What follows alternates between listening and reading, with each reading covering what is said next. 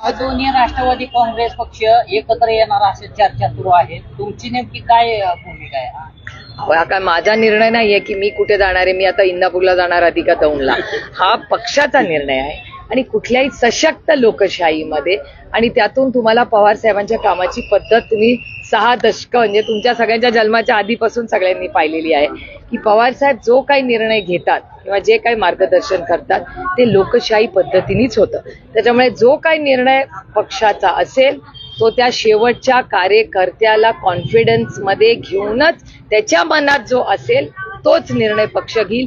युनिलॅटरली आम्ही कुठलाही निर्णय आजपर्यंत घेतला नाही आणि घेणारही नाही. राहुल गांधींनी कार्याध्यक्ष आहेत, त्यांना काय वाटतं? जरी कार्यकर्त्यांना वाटत असलं तरी नेते मंडळी पण महत्वाची असतात. कारण शरद पवारांची ज्यावेळेस पुण्यात पत्रकार बोलत होते त्यावेळेस बातम्या अशा आल्या होत्या की ताई निर्णय घेतील या संदर्भात, म्हणून तुम्हाला नाही. एकतर मी 13 दिवस ऑपरेशन सिंदूर मध्येच होते. त्याच्यानंतर आल्यावर लगेच आम्हाला जयशंकरजींनी डीब्रीफिंगसाठी बोलवलं. त्याच्यामुळे मी कालच मतदारसंघात 14 दिवसांनी, एवढा 14 दिवसाचा गॅप कधी झालेलाच नाही, पण या ऑपरेशन सिंदूरमुळे हा 14 दिवसाचा गॅप झालाय.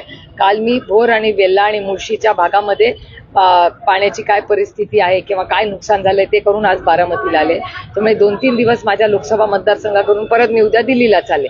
त्यामुळे एकदा मी परत आल्यावर सगळ्यांची जेव्हा चर्चा होईल, कार्यकर्त्यांना भेटीन, तेव्हाच खरं तर त्यांच्या मनात काय आहे मला कळेल. राहुल गांधी